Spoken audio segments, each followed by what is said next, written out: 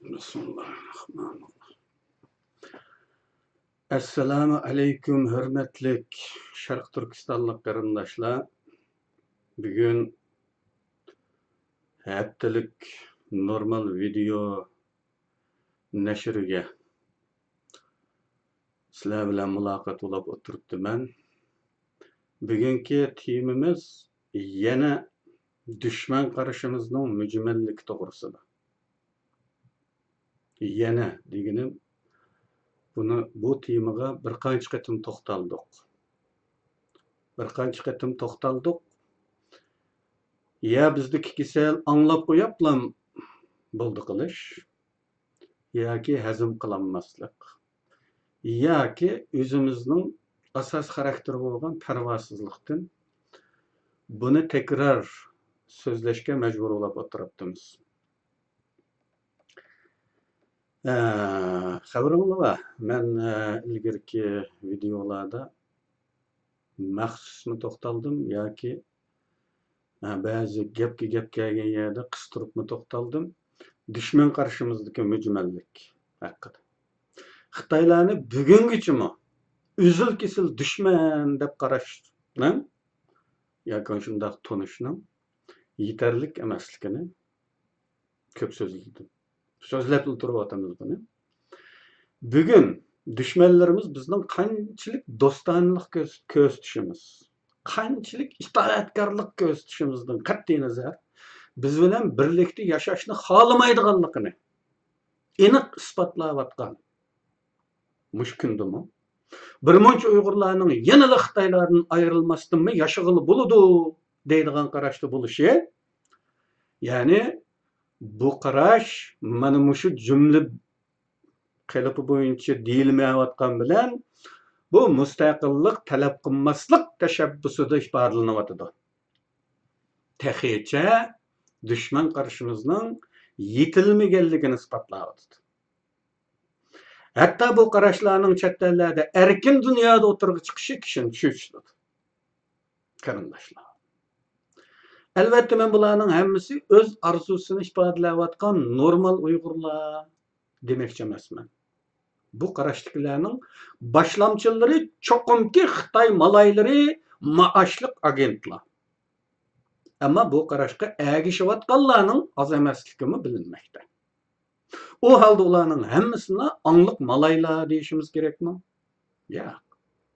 Bunda deyish xato. Lekin bularning ichida siyosiy foyda ziyon haqida o'ylag'uchiligi bo'lmagan nodonlar hali ko'p. Shuninglar o'zining shaxsiy munosabat bog'lariga ko'ra tarafdorlar. Men buni ilgari deb o'tdim. Uyg'urlarda haqni o'lcham qiladigan bir mizon yo'q.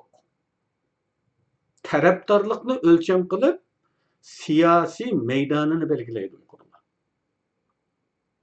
Buni men ko'p dedim. Falanchaxon bilan ko'nglim yaqin. U a maydonda turgan bo'lsa, men mana shu maydonda turaman. Agar uningdan shaxsiy bir sabablar bilan ko'nglim ranjib qolsa, men maydonga o'tib ketaman.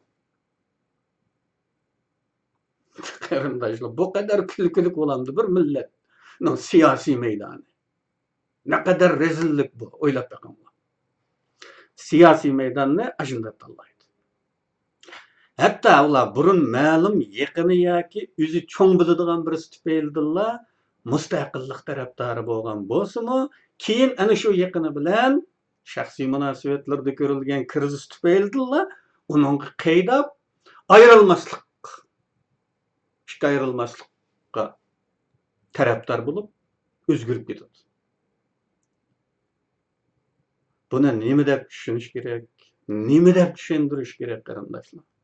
O'ylab ko'ringlar. Hatto Uyg'urlar ichida shunday odamlar borki, shaxsiyati Uyg'urlar tarafidan ziyonga uchrag'achqilar, butun Uyg'urlarga o'ch bo'lib qoldi.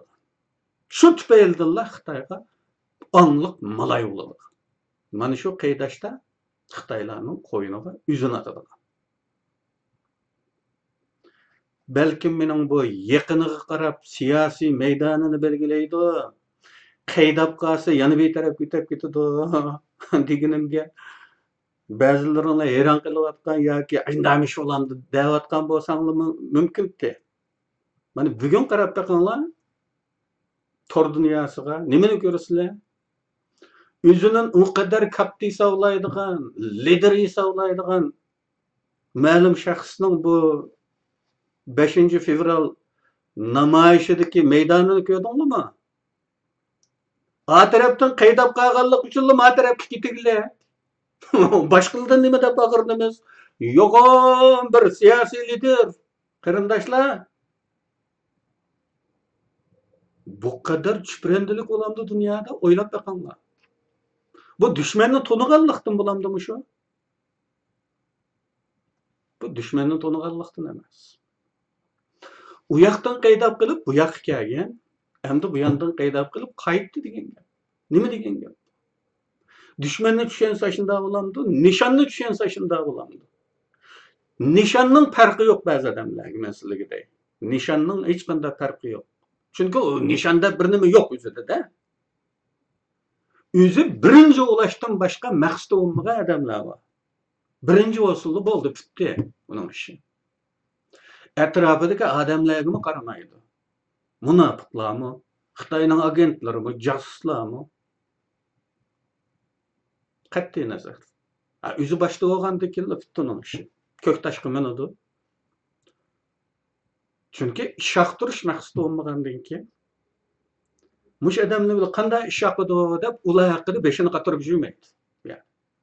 Men boshda bo'lgandan keyin bo'lmadi. Bitdi. Bu shon sharaf mastanaligidan qaynoqlangan bo'lishi mumkin bunday ishlar.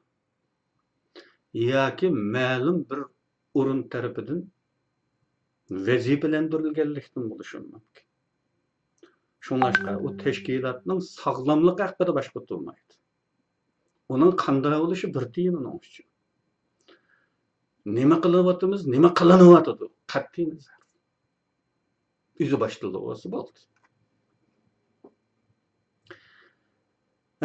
Men Uyg'urlardagi siyosiy mavqesini belgilash mizonlari haqida ko'p to'xtaldim, xabaringlar.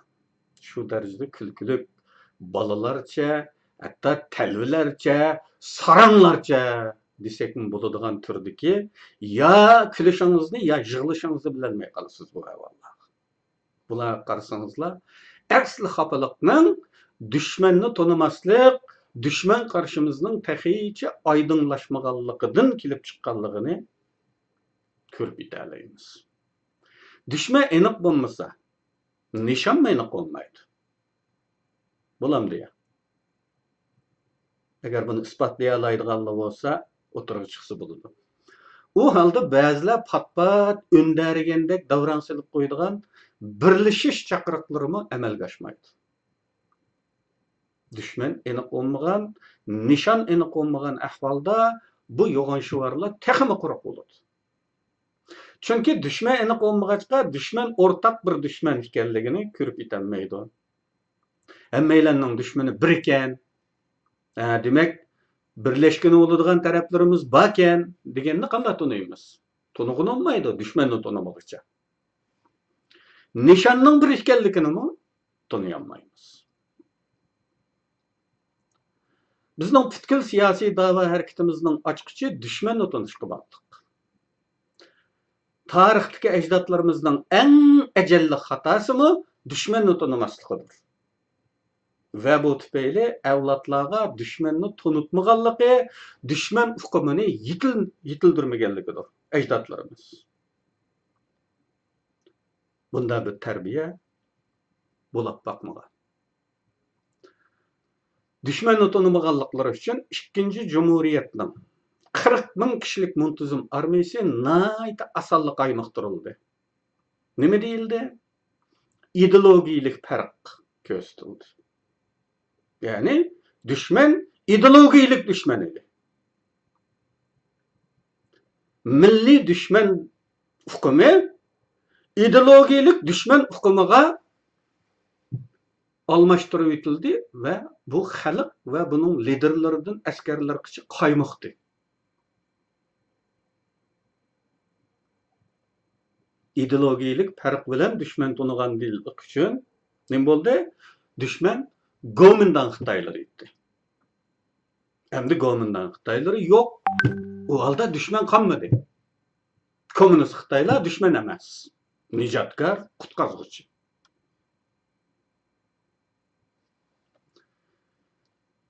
Yana ajdodlarimizning bizga dushman haqida ta'lim bermaganligi. O'zi hech qilinmagan taqdirdimi? Dushmanni unutib qolmasligimiz uchun bizga avu dushman esingda tut, bir fursat kelgan vaqtida unga qarshi tursan deb o'rgatmaganligi. Har bir Sharq Turkistonlik obdan o'ylab baqsa, hammasining kechmishida isbotlandi bu. Qani kim ota-onasining oila tarbiyasidan Xitoyni dushman deb tanitgan bir kechmishni eslay oladi? Kim eslay oladi shuni? Meningcha yo'qmi emasdi balki. Ammo intayin emas. Hatto barmoq bilan sanag'idekla oilalarda bunday tarbiya bo'lgan bo'lishi mumkin. Boshqalarning hammasi nima deb tarbiya berdi avlodlariga? G'it qisishni, itoat qilishni, singanlarni yeyishni tarbiya qildi. Bizning ajalli xatomiz mana bu yerda. Agar bizga meyli qarash to'g'ini bo'lsin, meyli imkonsiz olayli, bu dushman to'nutilgan bo'lsa oldi bilan biz qo'limizga tushgan ilk fursatda qo'limizdan kelgan bir qarishliqni qilib boqqan bo'lardik. Lekin bizning 2-3 avlod ajdodlarimiz bizni hay dediki, avu dushman isingni ching tut degan tarbiyani qilmadi. O'rlikka erishgan millatlar, tajovuzga uchrab, keyin tajovuzchilarni qo'g'lab chiqargan millatlarning hammasida dushman hukmi aniq bo'lgan. Ro'shan bir qizil siziq bor oraliqda. Siziqning u tarafidagi dushman. Dushman aniq bo'lmasa, inson nimishga qarshi chiqsin? Nima deb qarshi chiqadi dushman aniq bo'lmasa? Go'yo biz Xitoyga qarshi chiqsak, xalqqa qarshi chiqqan bo'ldik. Bizning hukmimiz, bizning ruhiy qatlamlarimiz bu shaklda shakllantirildi. Go'yo Xitoyga qarshi chiqish, xalqqa qarshi chiqish, yaxshilikqa yomonlik qilish bir jinoyat. Nima uchun? Bu xalq hukumati deb qabul qildirilganligi uchun. Xalq hukumati deb to'xtamay talqin qilib, ro'yi qatlamlarimizga singdirib o'tilganligi uchun. Xalqning hukumatiga qarshi chiqsa, tabiiyki dushman bo'ladi-da u. Jinoyat bo'ladi-da u. Lekin bizga tuzitish berib, yo'q, u suiiste'mol. Xalq hukumati devog'ini suiiste'mol. U dushman u. U hukumat bizning hukumatimiz emas, tajovuzchilarning hukumati deb tarbiya bergan ota-ona bormi? Yo'q. Hech kim oilasida bunday tarbiya olmadi. Dushman aniq bo'lmaganligi uchun bu xalq qarshi chiqmadi. Qarshilik yo'q bo'ldi bizda. Asosiyatdan qarshilik yo'q bo'ldi qarindoshlar.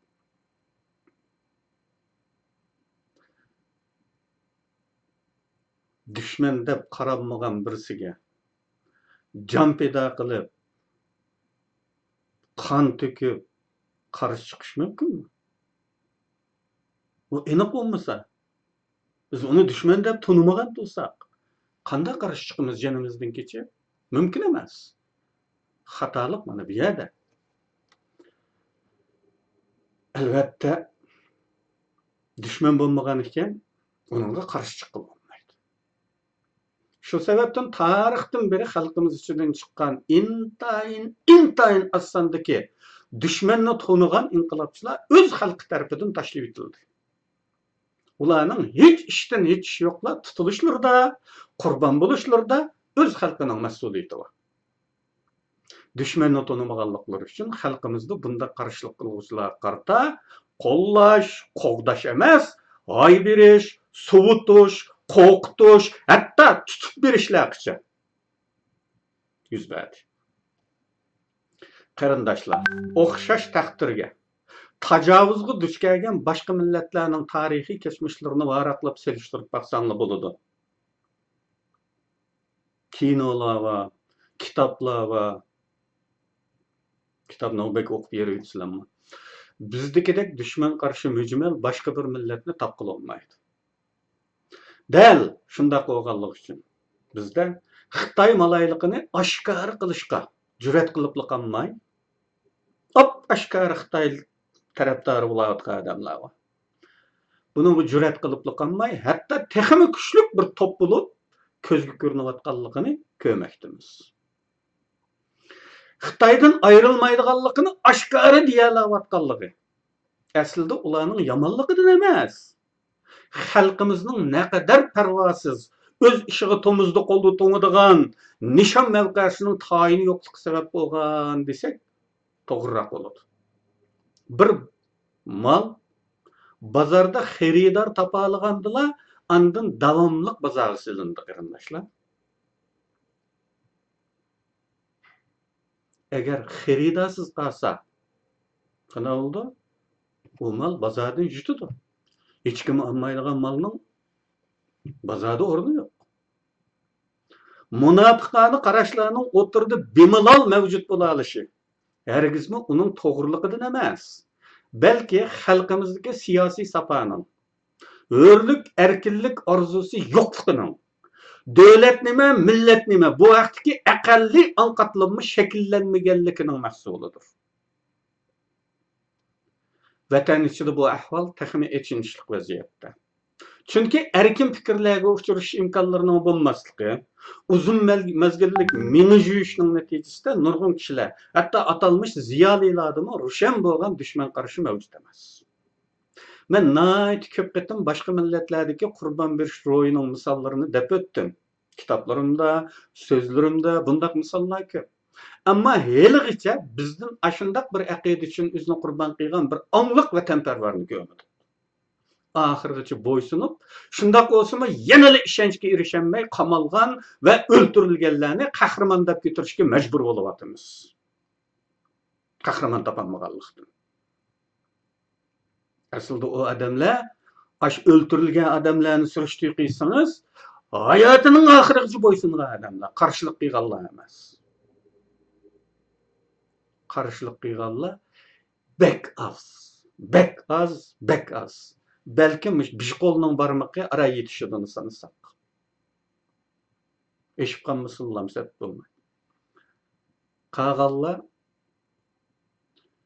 hayoti bo'yi qilgan qulchilikqa qaramay, oxirgi natijaning bo'ldi. Yana Xitoyning ishonchiga erisholmadi, yana Xitoyning qo'lida o'ldi. Endi biz uni qahramon deyishga majbur bo'lyapmiz. Biz nima deymiz endi?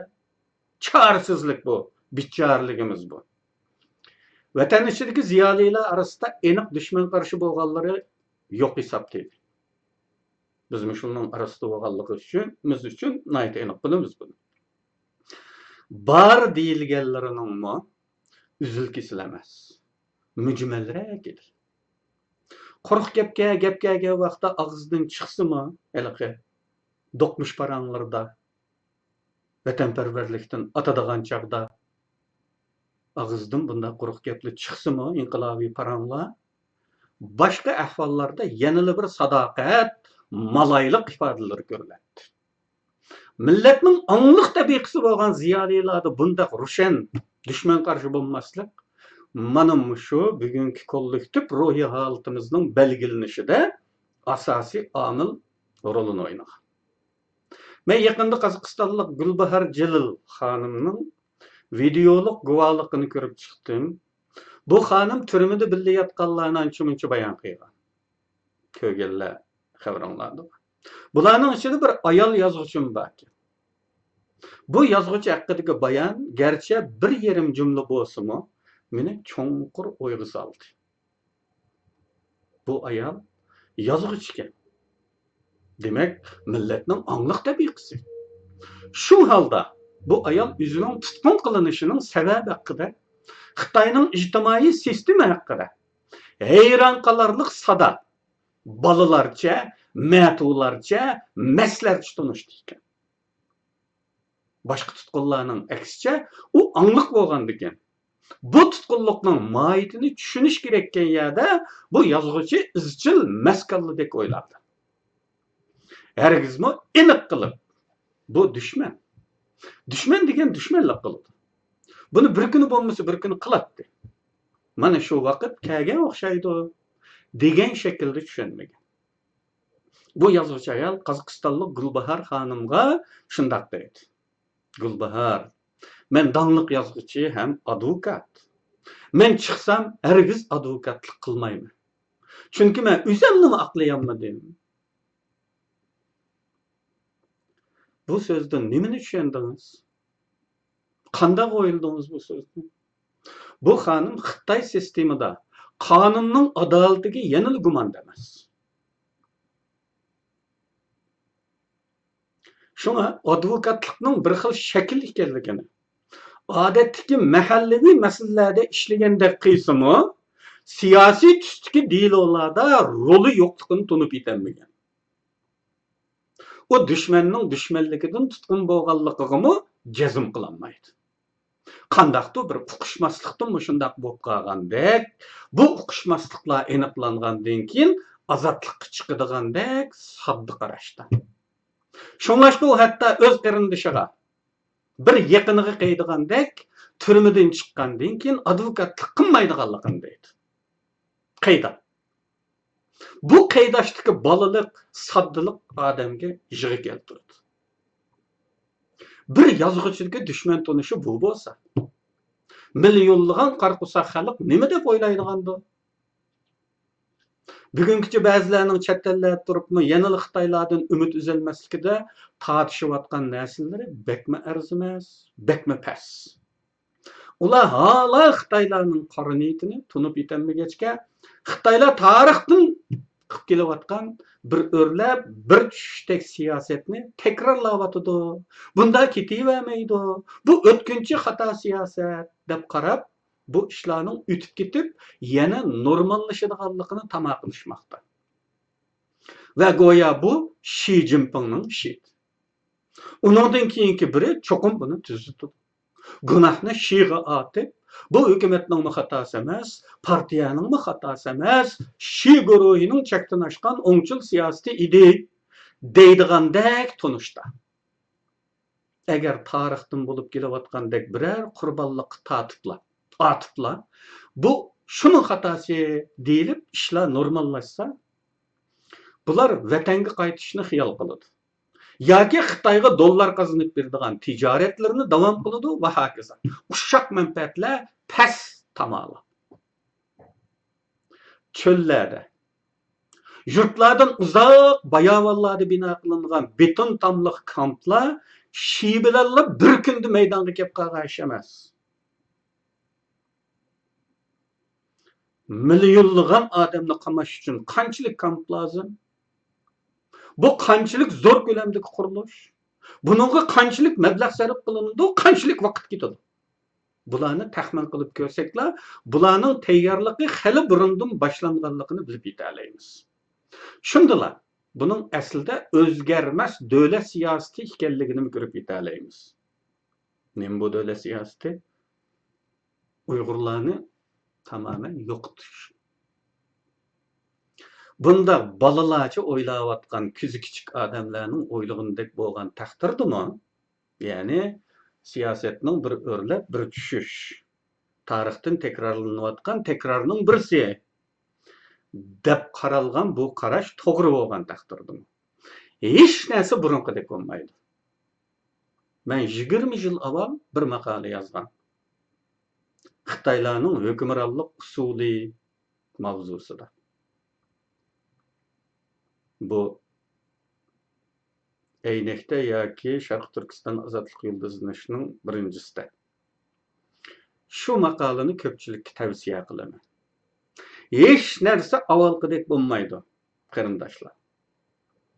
Bu yerda bir psixik aldamchilik ketayotgan bo'ladi. Bu psixik aldamchilik insonlarning ijroqni ko'rolmaydiganligidan manfaatdor bo'ladi bu aldamchilik. Men shu maqolada en sadda adamlarımızın nazarı tutup, intayin addi til bilen, misal arkalık bayan kıygan. Yani men nanni misal kıldım. Nanni. Mesela 50-nji yıllarda bizning bir vaqtlik tamaqymyzga 20 dan nan to'g'ri keladi. Bu bir misali. Bir vaqtligimiz uchun desek, her zaman bu nan qarasak ozayib ketyapti-da. Yıllar azayıp ketyapti. Ama insonlar psixikada ba'zi had hareketler, ko'rinishlar bilan bek asa alındı. Bundan bir kunlari 10 uçup vaqtda diqqatimiz qo'zg'aladi-da bizning. Bu 20 dan to'g'ri kelyapti, 10 uçup qoldi bu. Deb biz bu nanning kimning nafsiga kirib ketib qolganligini o'ylashqimi imkon bermaylam. Vay bu xato siyosat bo'libdi deb buni tuzatgan kishi bo'lib 15 ga ko'tardi bundan. Ya partiyamiz azaldan xalq kuyini juma to'g'ri sharaflik ulug' partiya bu. Mana tuzatdi buni deb o'ylaymiz. Yana bir mahaldan keyin ne bo'ldi? Bilindimayla asta azayıp bundan 5 küçük qoladi. Vay bu 4 kişilik guruhning xatosidan bo'lgan ishkan bu. Bu xalqni bu qadar qilishimiz qanday bo'ladi? Bu 4 kişilik guruh deb. Ana yani shunda 5 kişilik guruhga yo 3 kişilik guruhning bisiga atib Xitoylar qanday qiladi? Bu 5 nonni tuzatdik deb 7 ga ko'paytirdi. Yani o men kitapta tafsili uzun misal verdim. Mana şu şekilde. Yani 7 ga ko'paytirib turdi buni. Şuningli partiyaga hech qanday aytadigan gap. Vay. Ya 5 küçük qolgan emasmi, mana 7 qilib berdi emasmi? Xalqimiz bek tushunadigan, bek muloyiz qiladigan bo'lg'achqa ko'rilganidek her qandaq tuzatishlarda qarindoshlar nan 20 ga qaytib chiqmaydiganligini ko'ramiz. Qolgan ishlardimi ayni shunda bo'ladi.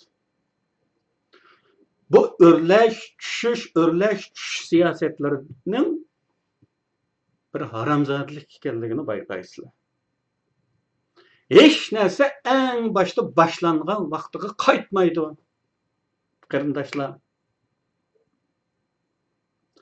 Faqat bir mezgil qijlanganligingiz uchun 5 dan yetmay. 7 ga ko'tarib bersa, hech qanday yetislar qo'shilib ketib, ko'zingni hech narsani ko'rmaydi faqat. Bu psixik aldamchilik bu. Zulmni chekidan bek oshirib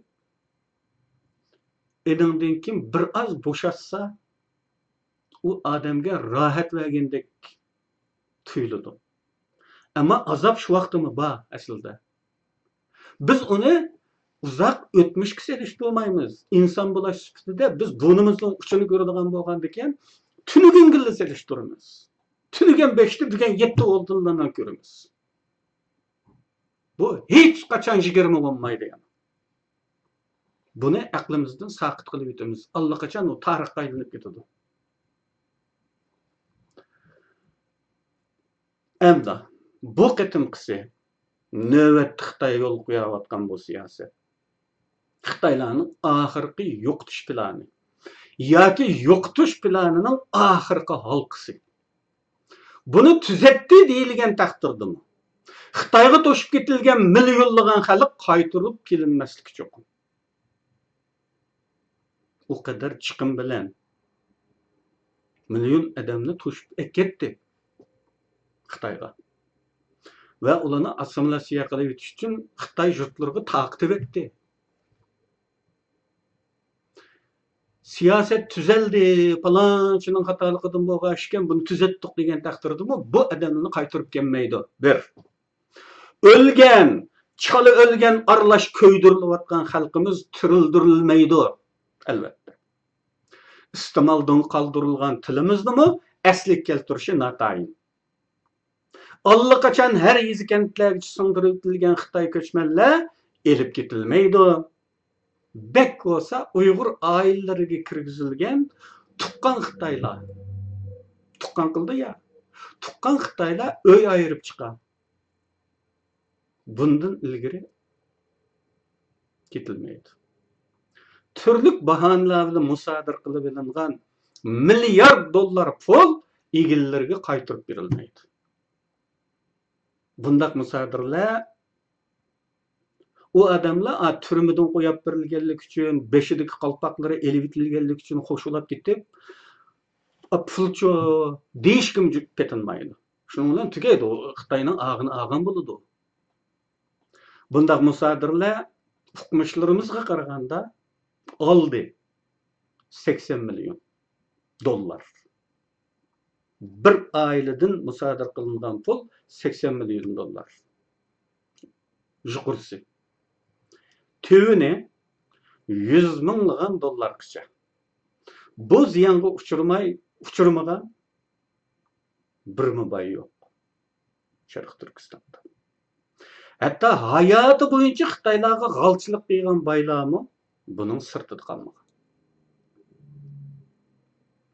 Mushu iqtisodiy jihatdan yalang'ochlash siyosati keltirib chiqargan echinishlik manzuridan qarasak-mı, bizning dushmanni tonimaganlik nadonligimiz ochiq ko'rinib turibdi. Men bu haqda 20 yil avval nashr qilingan bir kitobimda, balkim aynakda, Xitoylarning bizni iqtisodiy jihatdan quritishlarining orqasida yotgan asli maqsadning siyosiy ekanligini, buni oq, qora, qizil Xitoylarning o'xshashli qilganligini deb o'tgandim. Shundaqla Xitoylarga ishonmaslik, bugungi qaynam tashqinliq iqtisodiy islohot davrining hayojiniga berilmaslik, qanchalik iqtisodi borligini yoshirin tutish, bankada ko'p pul saqlamaslik qatorliq ogohlantirishlarda bo'lgandi.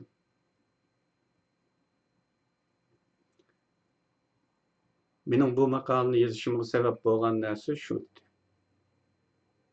97-98'lerde Xitoylar yezilarda aldım bay bo'lgan oilalarni selishtirib baholaymiz degan shamolni chiqarsa, sendim men qalam deganda bisi deb baslashadigan chiprendilar o'zining boyligini oshirib ko'rsatib, bu kanitning temiga jadval qilib choplabdi ekan.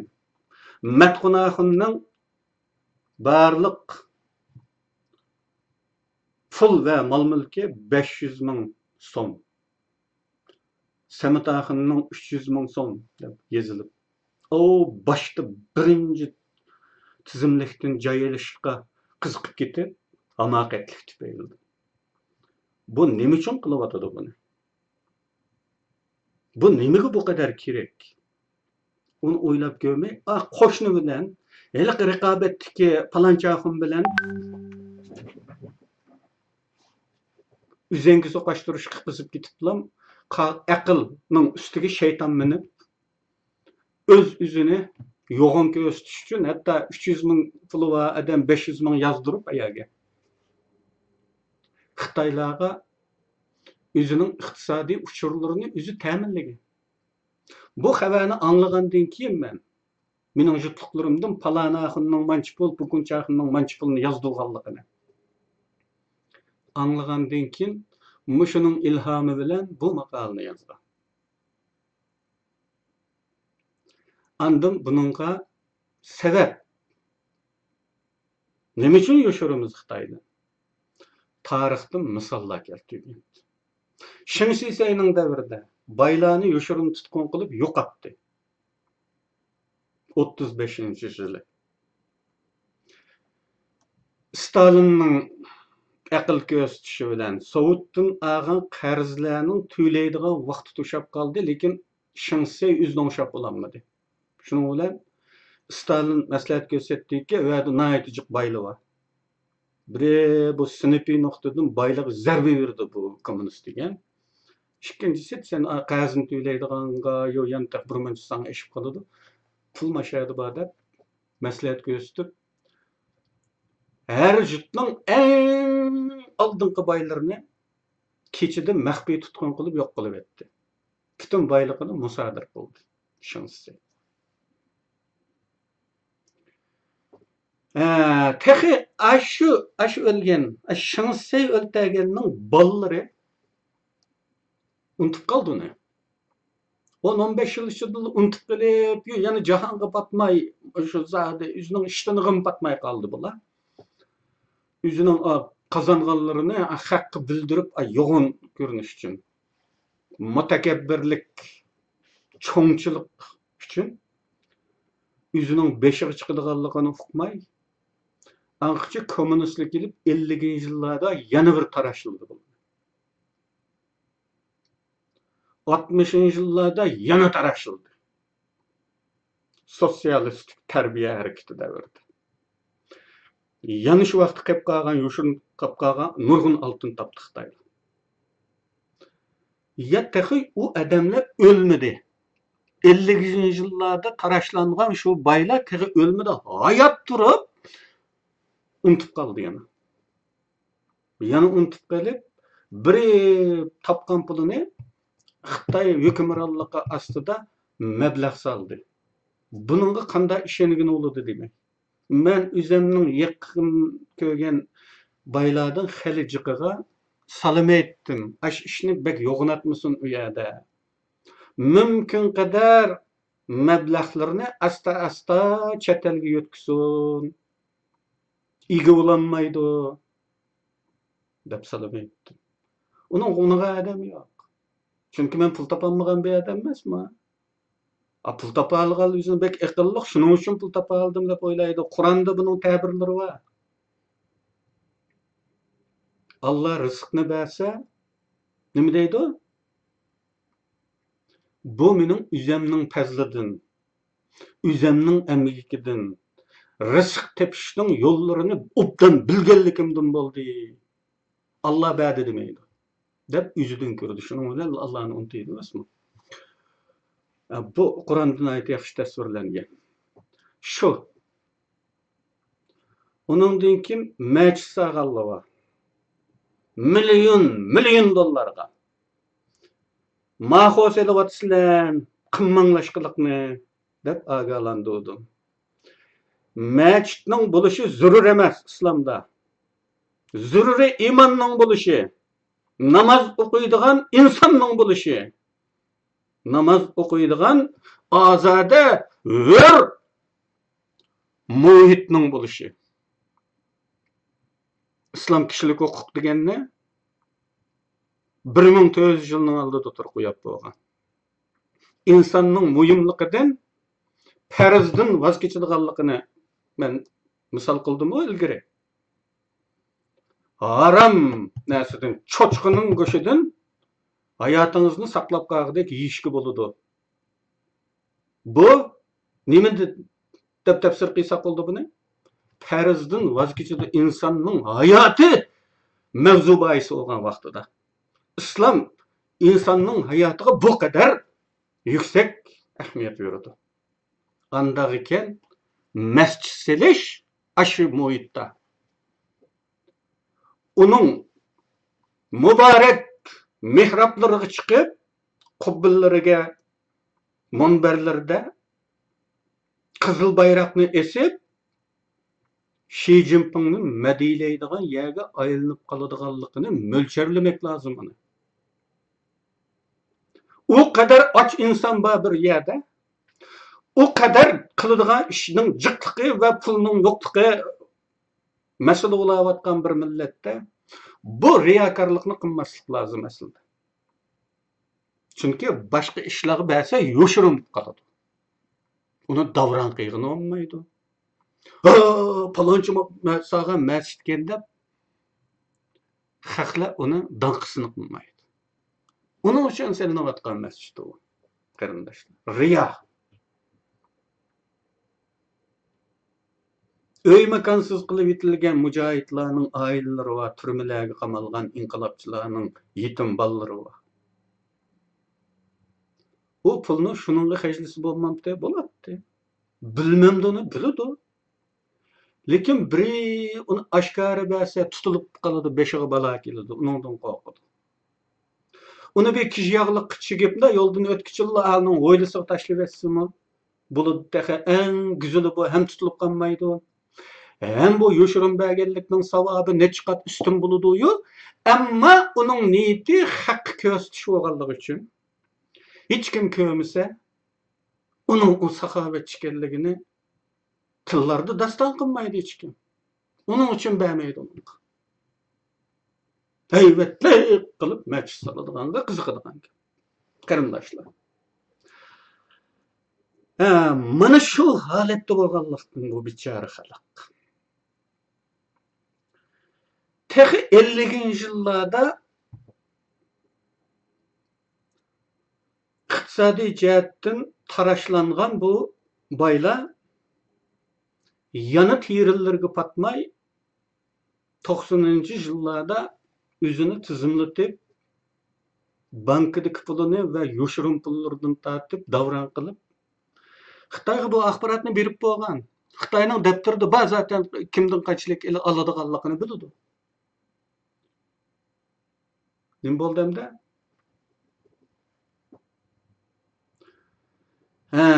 Ko'z qilishga aldirab ketganligi uchun tekrar yalang'ochlandi. Tarix takarrur etdi.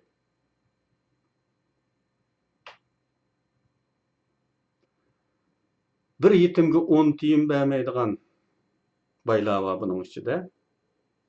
Riya qilib bermasa hargiz bermaydilar. Haq ko'rsatmasa unamaydi. Mana endi nim bo'ldi? Xitoy aldı asangmi al, xafa bo'lmay al deb yig'lamoqda. Bu da nimalar? Düşmanni tanımaganlik bu.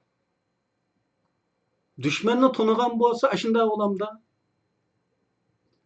biz yana bir qatam aldandik. Şansı unda qilgan bilan u aksiyetchiydi. U oq Xitoydi u. Biz qizil Xitoy. Xalqninki hukumati deb düşmanni ideologiyalik ko'rsatib. Aslida buning milliy düşman ekanligi haqiqatini ideologiyalik düşman sapsatisi bilan yepib aldanganlik uchun xalq hukumati xalqni qijnimaydi, xalqning o'zining hukumati deb aldangan desek, mana endi bu 50-nji yıl taraşlanganlar 60-nji yıllarda yana taraşlandı. 60-nji yıllarda taraşlanganlar bugün nurg'uni turmada, pulni berib qutulmay o'zi turmada. Endi buni nima deymiz?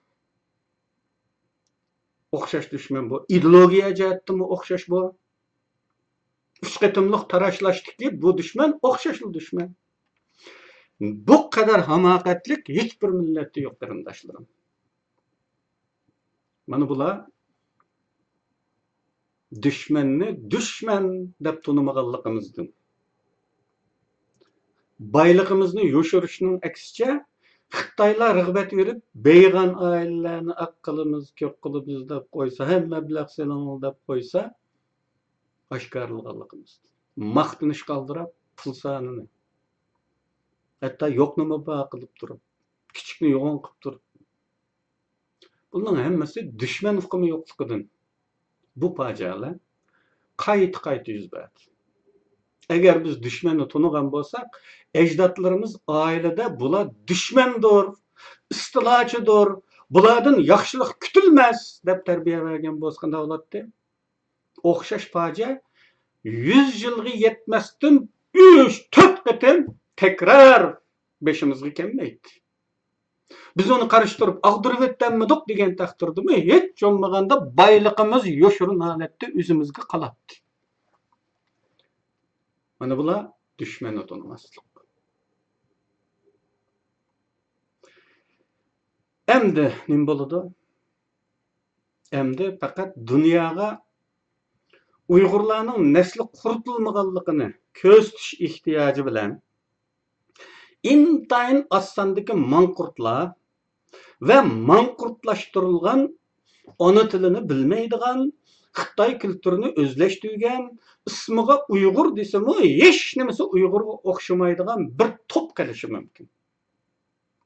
Gulbahar Celil'nin deyişçe ulağı bir xil okul selindi ekan. Şundan keyin kishi hech narsani o'ylayolmas bo'ldi ekan. Bu eng diqqat qilishga tegishli ajallik nuqta qarindoshlarim.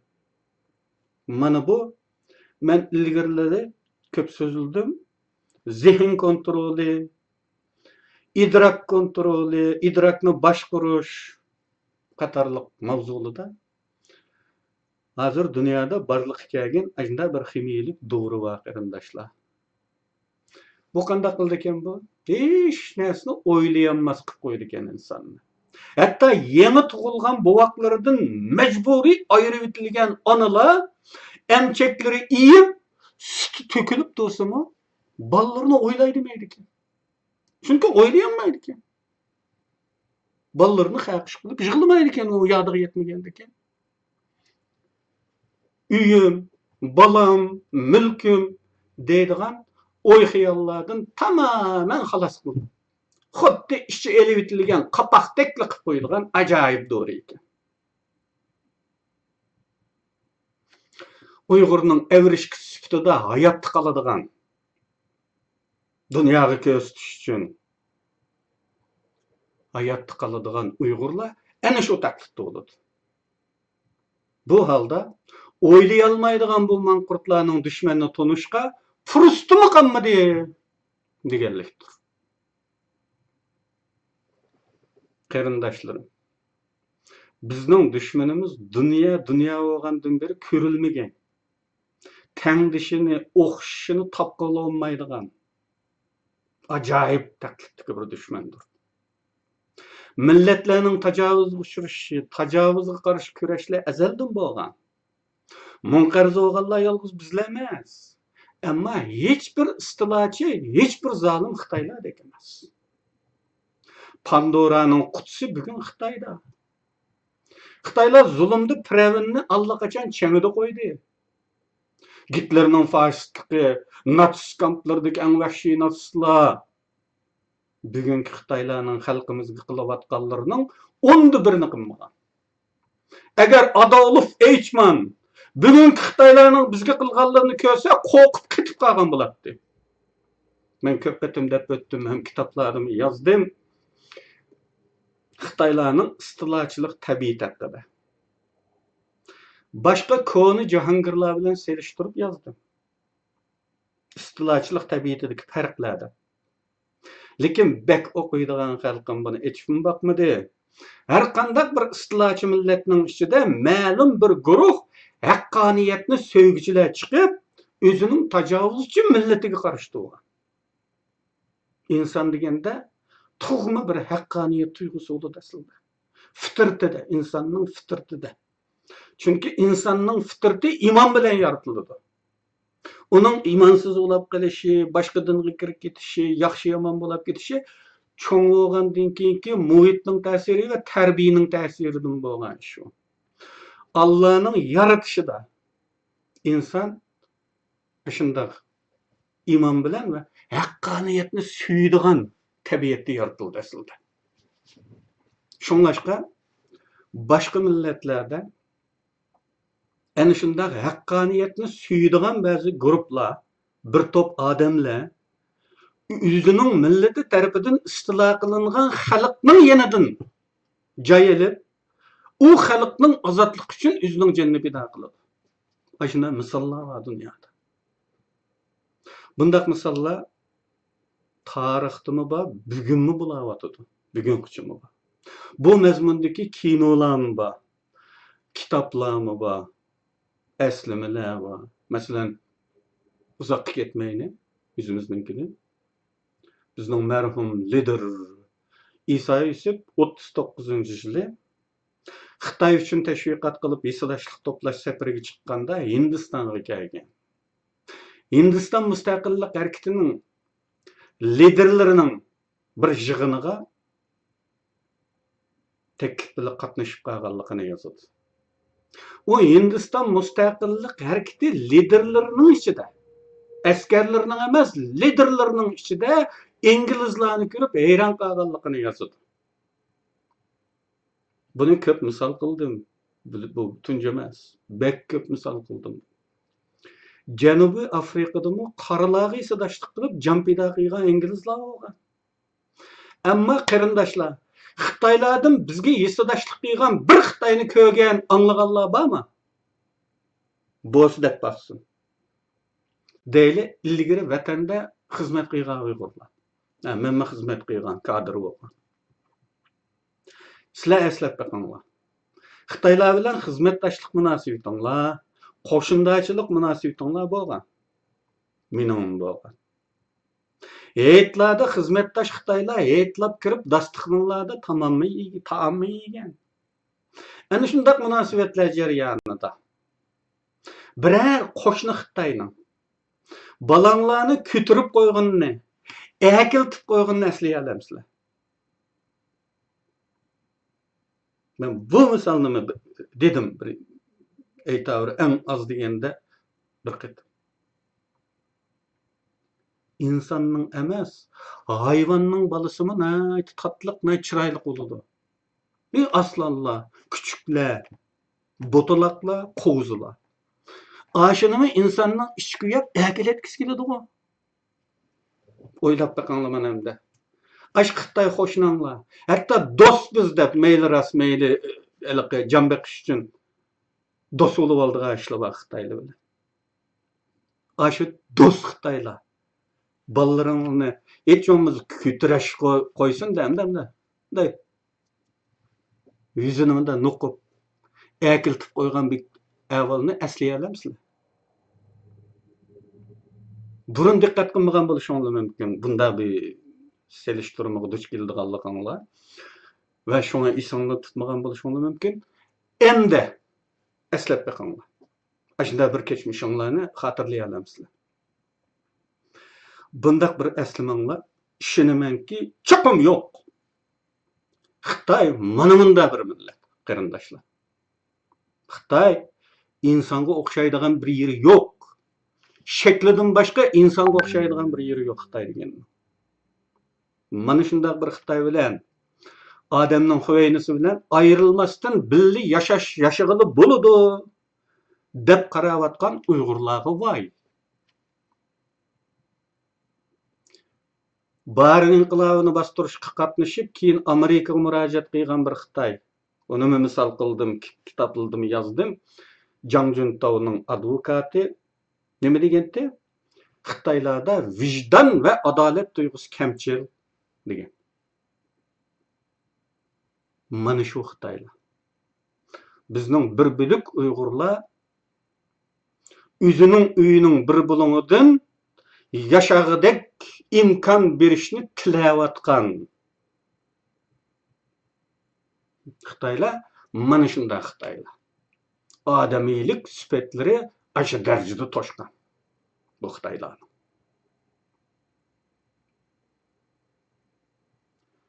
Amaliyat mana bu. Bu düşmanni qachongacha tonimaymiz qarindoshlar? Endi bo'lsa uyqumuz nachayli. Xitoydan har qanday shaklda marhamat kutmaylik. Öy bizni chiqarammasaqmi Xitoyni? Öydün çık deb baqiraylik qarindoshlar. Hech olmasa erkeklik bo'ladi bu. Üzemning uyida mana bir kishilik yashash huquqi bersanken deb tilasak, eyib bu. Lamzallilik bu. Mazliq bu. Bugungi tema müşahede tamam qarindoshlar. O'ylashinglarga tavsiya qilaman yana. Haqiqatan biz düşmanni tunibdiqmi, tunimabdiqmi? Bütün haddi harakatimizni, keçmişimizni yaxshiroq eslab baqaylik. Tema tamam. Endi men yana Türkiye haqida bir necha ig'iz so'zlashga majbur bo'lyapman. Chunki buningga majbur qilyapti ba'zilar. Aslida buning o'rniga men o'xshashishni va boshqa ish qilsam texnik foydali bo'ladi, lekin odamni mashg'ul qilib ma'lum narsaga tutib turishmi bir xil dushmanlik bu aslida. Texnik ahamiyatli boshqa ishlarni qilishdan mahrum qoldirib, mashg'ul qilib turishmi bir xil dushmanlik. Lekin men buningga qaytadan eg'iz ochmasam, nurg'un nodon odamlar bo'ldi ekan, o'zining aqlini faqat ish qilmayla xatga havola qilib yutadigan. Ular xato tushunib qoladi ekan. Shunlashqa buni qaytadan so'zlashga majbur bo'layotiman. Bizning yurtda bir tamsil vardı. Başka yurtlardan bormi yo'qmi bilmayman. Başka yerda anglamaganligim uchun bizning yurtda da'vatima. Bu tamsil biroz sertroq. Eg'iz qilish qiyinroq bu tamsil. Shunda bo'lsa-mu bir az pardalik eg'iz qilishga majbur bo'laman. Bu nima desanglar, bir odam qo'lidan kelmaydigan bir ishga avarulab yoki so'qinib shu ishga aralashib olib qilayotgan bo'lsa, deyiladigan bir tamsil bu. Sen undan qilaman degicha va seg'izdi bijnimi yasab satsangchi deydigan. Men bu apandiliga mening oldin qatimliq so'zimni o'zlaricha talab ishtalagandek u yanga bu yanga so'rab tushujab yurgan bu apandiliga ash tamsilni deyman. Qarindoshlar, do'stlik, tuqqanchilik boshqa. Esingizda bo'lsin. Davlat manfaati boshqa. Davlat manfaati zarur topsa, tuqqanningmi, do'stningmi ko'zining yoshiga qaralmaydi. Mening bu gapim xato bo'lsa, misol keltirsanglar bo'ladi, dalil keltirsanglar bo'ladi. Ko'zining yoshiga qaralmaydi. Chunki davlat degan o kadar yüksek, o kadar büyük nimaki, o bizde bo'lmag'achqa uni bilmayotgan bilan. Men ko'p qatim dedim, yana deyman, milyonlagan odamning jini davlat manfaatining oldida poch pul xajli yutadi. Qarindoshlar, bu kadar cho'ng ish bu davlat degan. Masalan, Qozog'iston yillar avval Sharq Turkistonlik mujohidlardan netchini Xitoyga o'tkazib bermadimi? O'tkazib berdi. Turkiyada g'oyib bo'layotgan, tutqun qilingandan keyin qayerdaligi bilinmayotgan Sharq Turkistonliklar haqida gaplar bor. Bundaq ahvollardan hammanglar og'ringan chog'dimi? Turkiyadan hadislar og'rinadiganlar bor. Og'rinadigan chog'lardimi? Boshqalar og'ringan chog'lardimi? Ben onu doğru düşündüm. Türkiye'den hiç ağrınmadım. Çünkü devletin menfaati zürür tapsa, milyonluğun adamның jeni paç bol dedim ben köp kettim. Şuna bunda havallardan hemmenle ağrıngan çağdımı men ağrınmadım. Çünkü devlet menfaati hemmeden üstün turdu. Bir devlet üçün milyonlagan adamlarning jini paç bol. Mana şundaq bolgandılar, devlet oludu. Hissiyat bilen iş tutsa devlet bulanmaydı. Bularni qilgan Türkiye'ni. Yani aşağı yukarı qishilni qilgan Türkiye'ni. Xitoyning istiga bo'yicha bayonot berishlarni ko'rganimizda Türkiye hata qildi diyelemdik. Nayt tabii ki Türkiye hata qilgan hesaplanmaydı. Üz üçün. Çünkü bir devlet oluş sifatida Türkiye özünün menfaati göre iş qildi. Xo'sh. Unda bo'lsa, Sharq Turkiston bir devletmi emasmi? Eğer bunun rastın ishonadigan bo'lsangiz, o halda bizmi menfaatimiz nimani kerak qilsa, nimani zarur topsa, shuni qilishimiz kerak, shuni deyishimiz kerak. Bu aqllidir bu siyosiyda.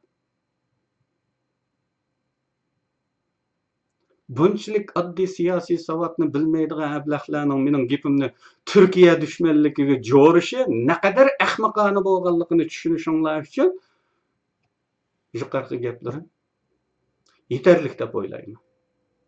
Agar shunchalik oddiy siyosiy rejimni tushunmaydigan bo'lsangiz, eng yaxshisi o'tirdin yo'qlab, seg'izdim bijnimi yasab satsangiz bo'ladi. Xo'sh. Anda olsa gipimni tekrarlayman. Bu tecrübelerinin zıtıga gipimni tekrarlayman. Türkiye Şarkı Türkistan davasını kollamdı. Bir egiz gep bilen cevap berey, yak! Ötmüştü kollap bakmagan. Bugün teximi kollayanmaydı. Etimi kollayanmaydı. Bu degenlik Türkiye halkının hisdaşlığını inkar kılış manisi bermeydi. Ve garazlik kalda unda tefsir kılış mı bulmaydı bu gepni. Türkiye halkı en az 3'ten biri bizge hisdaşlık kılıdı.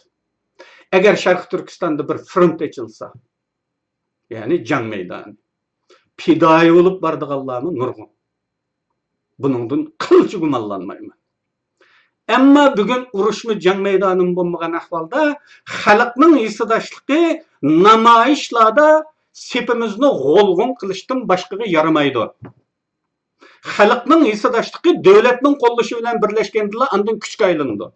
Bulmasa namayıştın başka faydası yok.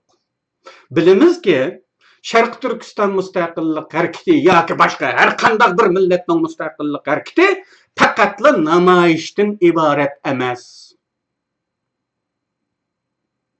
Qo'llashganda bo'ladi. Turkiyaning o'zining xabarlaridan ko'rsizlar qarindoshlar ko'rdinglar. Suriyadagi YPG'larga Kürt gruppasiga Amerika 5000 tir Elik 20 metr uzunluktaki trak 5000 trakta kural yarak yardım kıldı dep Türkiye özü haber kıldı. Kollaş anda oldu kardeşim. Namayış çıkışıp geldik. O yisudaşlık o. Kollaşmaz. Biz küzümüzün küçüklükiden ilk temsillerimizde var, yüzümüzün Uygur temsillerinde. Eşimi gömügen kalende deydiğen temsil. Eşimi gömügen kalendelikimizden bizge o ağında yoga işti verip gidiyordu. Hindistan'ın Dalai Lama ve Dalai Lama guruhidikilerge Tibet sergardallarına qıpbagen işlerinin qançılıkını bilemsizler? Qanday yardım qiladiganligini bilemsizlar? Dunyo qanday yardım qilayotganligini bilemsizlar? Uni surishtirib, torludan tepib, izlab, ko'rib beqib, anandan keyin selishtiringlar. Yardım berish, qo'llash deganning qanday bo'lganligini.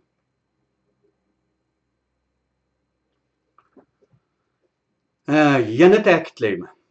Şarkı Türkistan davası sap haldaki milli müstakillik davası oluş gerek. Onunga pan-Türkizm, pan-İslamizm degende ulug' var, quruqshuvarlar qo'shib olinsa, davamiz xalqarada yetim qoladi. Bu siyosiy jihatdan intayin xata. Bu mening bu izmlarni xolamaydiganligimdan emas. Qashqi shunda bo'lsaydi. Nayti afsus. Bular ishqi eshish ehtimolligi nolga yaqin bo'lgan utopiyalardir bu. Şuna bunda düşmanı tola, bek düşmanı tola bu izimlarının. Bunda düşmanı tola, ama emelge aşmaydigan quruq gepler üçün davamızını haltı koçuğu başlaş hiç kimnin haddi emas. Tarix aldıda bu milletinin keyinki evlatlar aldıda cinayetçidir unda adamlar. Menimce emde yeterlik.